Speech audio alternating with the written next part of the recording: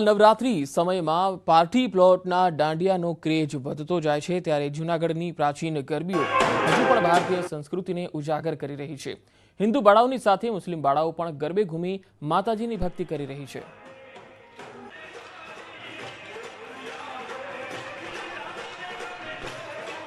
અમારી ગરબી ખૂબ જ પ્રાચીન છે।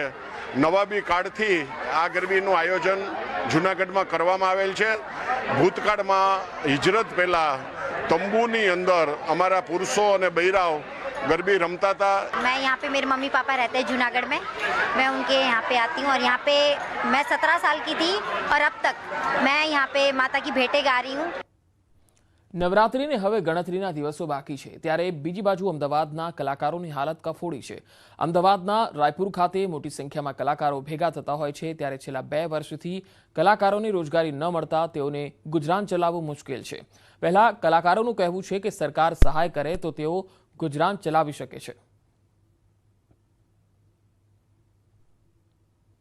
આ વખતની પરિસ્થિતિ એટલી બધી ખરાબ છે કે જેની કોઈ સીમા નહીં। કલાકારો પાસે બિલકુલ કામ નથી।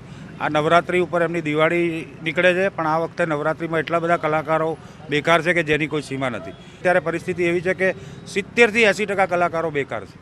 ક્યાંય કલાકારોને કામ નથી અને ઘણા કલાકારો તો ઇન્સ્ટ્રુમેન્ટ પણ વેચી માર્યા છે અને આજે પોતે દેવું કરીને પણ ઘર ચલાવે છે અને અત્યારે એવા કમિટમેન્ટ કર્યા છે કે મારી નવરાત્રી મારી સારી જશે તો તમને જે લીધેલા પૈસા પાછા આપીશ, પણ કામ નથી સાહેબ।